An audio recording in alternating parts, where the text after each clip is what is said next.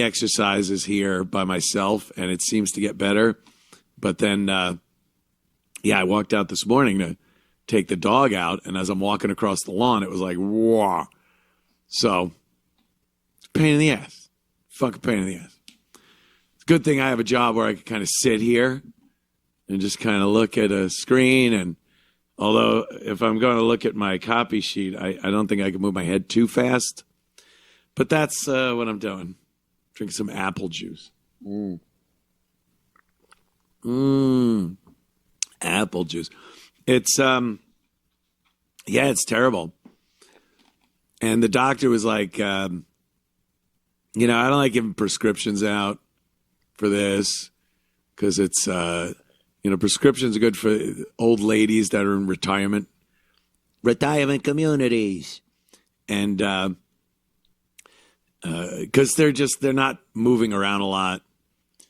And it just covers the symptoms, I want to take care of the problem, not just the dizzy symptoms. But I did get a bottle with a few Valium pills in it, prescribed. I don't do illegal drugs, my friends. But when they give me legal drugs, then I do that. So I popped one of those. So I'm a little, Valium. It's Valium. It's pretty good. Woo. A little. I guess it's supposed to counteract the woozy. Sunday night for my WABC show, I counteract the woozy with a few beers. I consider it like noise-canceling headphones. You know how that works? There's the frequency that you hear, and then the noise-canceling headphones puts the opposite frequency for what you're hearing, and it cancels it out. So I figured if I drink a few beers, the wooziness or the instability, the equilibrium issue that drinking gives you might be on a different frequency from the vertigo and cancel it out. I don't think it worked, but I didn't seem to care as much. So I have that going for me, which is nice. There's another piece of dust on the teleprompter. Very, very distracting. Okay. Anyway, to the show. Let us go to the show. I think the big thing is the Trump federalizing the Washington, D.C. Police Department, bringing in National Guard, and giving a directive to the police officers that, this has to be cleaned up. This has to be cleaned up. The liberals hate it. The Democrats hate it. They're saying that D.C. has the lowest crime rate it's had in 20 or 30 years, depending on who you talk to. It's down 30% from when? I don't know. I know in 2022, 23, it was pretty fucking bad in D.C. Carjackings were just out of fucking control. And my take, whenever a Democrat city says that their crime stats are down, my take is they're not reporting the crime stats to be archived with the FBI. They've reclassified violent crimes into nonviolent misdemeanors or even violations. They will take a blatant felonious assault charge and make the arrest and then file that arrest as a harassment charge. And then you look at the books and go, wow, felony assaults are way down. No, the person got assaulted, but they wrote it down in the books as a harassment. That's how these big cities claim that their crime stats are going down. And it justifies them cutting into police budgets, coming up with these insane programs for the youth that do nothing. And a lot of people just aren't being arrested. If people aren't being arrested, boy, the crime stats look like they're amazing. We see all of these robberies happening in stores. People call it shoplifting. It's not. These are robberies under the threat of violence. People don't stop them from taking the goods from the stores because the people taking it have given notice that they will physically harm the person. You've seen these things happen. These people load up on goods from a store. They run out the front door. If a store owner tries to stop them, the perp starts swinging at them. That's robbery. That isn't shoplifting. And if they do report it at all, it's reported as a shoplifting episode. Again, nothing. It's not a violent crime, so violent crime's down. All those stats are lies. They're deception. They're made to make these cities look like crime isn't really being committed at an insane rate, which it is. And like I said, they're able to go to their people and go, well, since the crimes are down, we don't need this many law enforcement programs. So they cut that from the budget, take the money, pocket it, give it to their cronies, and then get a kickback, put it into these useless fucking programs for teens. You know who that is? The teens. So it's all deceptive. We see what's going on. We know what's going on because, thank God, we have alternatives to mainstream media. So what we're seeing is a shitload of crime in these bigger Democrat-run cities. And D.C., being the capital of the country, so much history, people go there. People go to D.C. to see everything, the history, the architecture, the museums, and it's dangerous. And it's not pleasant. Some of these idiots, they go, oh, plenty of people visit, nothing happens to them. Oh, that's great. So they go there to have this amazing moment, especially, school kids on a field trip. And they want to see the Lincoln Memorial and the White House and the Washington Monument and all the great sites, the Smithsonian. And they have to see mental patients walking around the street, homeless encampments, a blatant open drug use, and thugs walking around, shouting nigga every 2 seconds, smoking weed. The whole place reeks. The graffiti, the filth. Oh, but they're not being mugged? Oh, that's good. Let's just have it look like a fucking third world shithole. Like, that's the problem, part of the problem, that Trump's directive to federalize the law enforcement and crack down on homelessness and criminals, that's what it's about. And when you see the Democrats and liberals and just assholes come out against this, you're like, boy, they will just come out against anything that Trump wants to do. No matter how good it is for the country or a city or what have you. And of course, they've come out with the fascism and dictatorship again.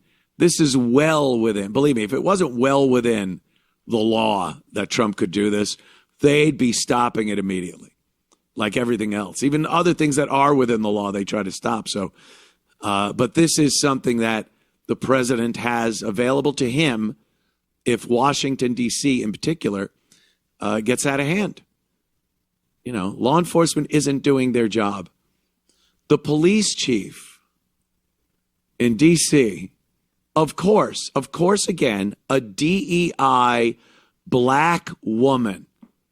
How many cities, for fuck's sake, do we have these dyke black women in charge of? Mayors, law enforcement. And this woman was asked a simple question. Before Trump's initiative here, there's a chain of command as far as the D.C. Metro Police Department goes. And I would assume that the police chief would have that memorized, what that chain of command is, and where the chief falls in that. The mayor, the police chief, and then it goes down the line. Now, with Trump federalizing law enforcement, this woman was asked, does she know what the chain of command is? She doesn't even know what chain of command means. And this is why most of these big Democrat cities are just completely screwed, because they've put unqualified people in charge because they are black or women or dykes, whatever it is. So here's the police chief in D.C. Being asked that simple question. She has to run away and have, I believe, the mayor, whatever it is, finish answering the question, because she doesn't even know what chain of command means. Watch this. That's what the chain of command is now?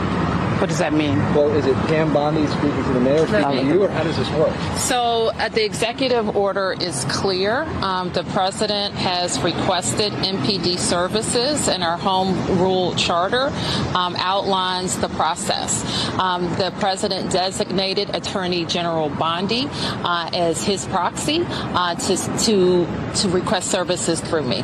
That's what the chain of command is now? What does that mean? Well, is it Pam? What's the chain of command? What's that mean? Chain of command, you know.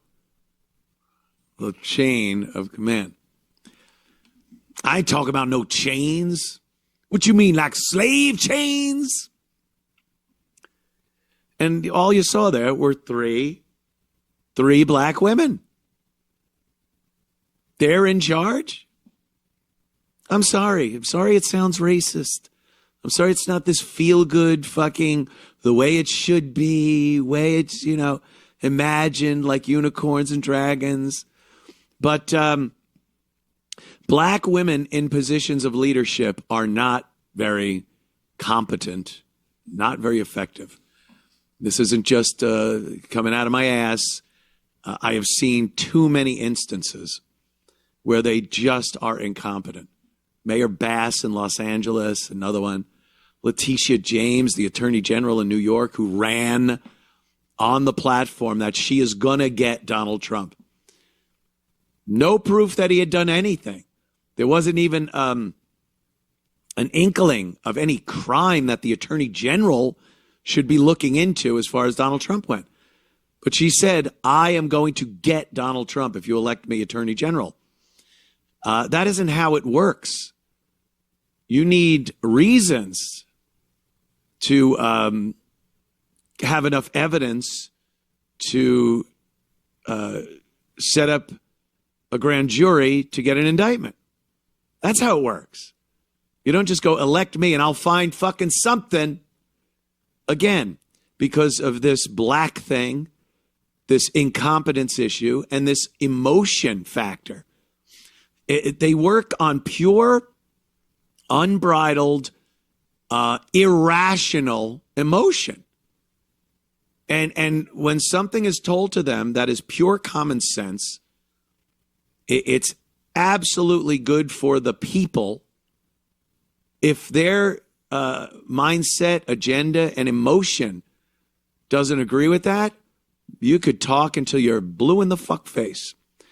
They will not go along with it. They will stick with their irrational emotion and incompetence, and that's what they run with. And that is why every big Dem city you see run by black women, police chiefs are black women, the city council are made up of predominantly black women.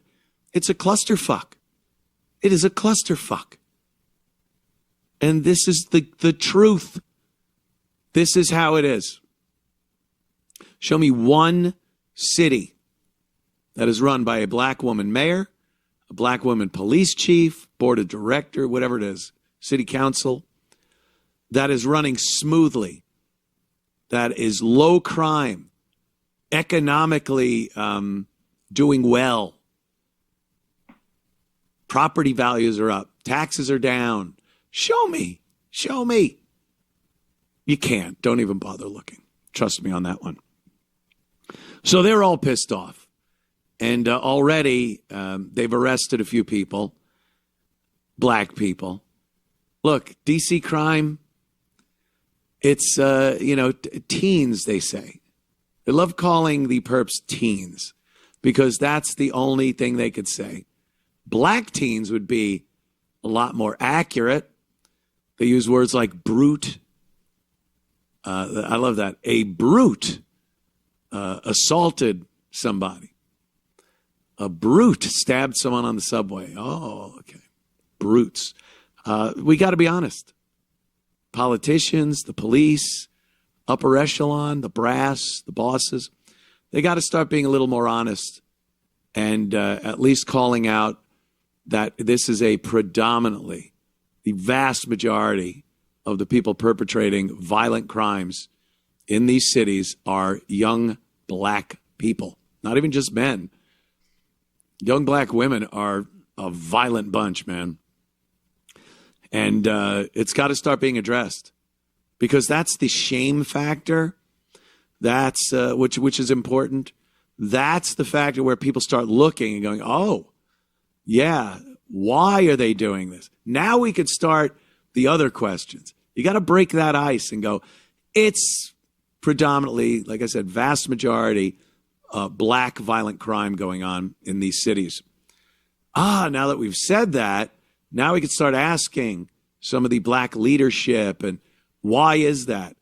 What are you going to do about it? And throw away all the excuses. The slavery, the Jim Crow, the oppression, the bigotry, throw it away. That shit has been irrelevant for so long. If anything, we've seen, black people in this country get the white guilt pass on so many things. We see so many of these black criminals, they get arrested, serious charges, and they're out in no time. When they finally do kill somebody, there's a laundry list. Their record is unbelievably long and illustrious with violent crimes. Some of the charges, gun crimes on there that should have put them in prison for 10 years. And they're out in a year. And they get out and take up right where they left off. And again, this is because of police. The leadership in police are racist. And they will totally give young blacks the benefit of the doubt and let them out. Judges, a lot of liberal DEI black judges that see a black person in front of them and go, I can't lock that person up. This is one of my people. And they let him out and same result. District attorneys, state AGs, they don't go after him. They don't even start the ball rolling. Yeah, this is good. We're not even going to continue with the case. He can go about his way. And that's where we are. So the initial step here in D.C. is pretty good because I think all we're going to see are black people getting arrested for violent crime. And then hopefully when they're introduced into the judicial system, once again, not introduced really, it follows through. And we start seeing indictments and prosecutions and real sentencing. Now I'm in the land of unicorns and dragons because I don't see it happening. It's been going on so long the other way. And the liberals, the Democrats, and especially the black liberal Democrats, and just people in the black communities, they're so dead set against this. They're honestly admitting that blacks commit the most crimes in D.C. Because why would they be so upset that law enforcement is going in and cracking down on crimes, serious crimes, violent crimes? Why would they care? You'd think that would be such a good thing. I can't wait to see the collection, the diversity in the people that are arrested. White, black, Hispanic, Asian. Oh, it's going to be fantastic. They'll clean up everybody. And then when they just see blacks getting arrested, they instantly make the assumption that the whole program is racist and they're just going after blacks. Well, you can come to a different conclusion and say maybe the vast majority of the people perpetrating the violent crimes are black. But they never want to consider that. That is so inconvenient for them to consider. Harmful, hurtful, ruins their agenda. They can't spout their nonsense of a racist nation and racist police and law enforcement, systemic racism in the judicial system, if the facts are that blacks are being arrested because they are the ones committing the crimes. So it's going to be interesting going forward. See how this pans out. I don't know.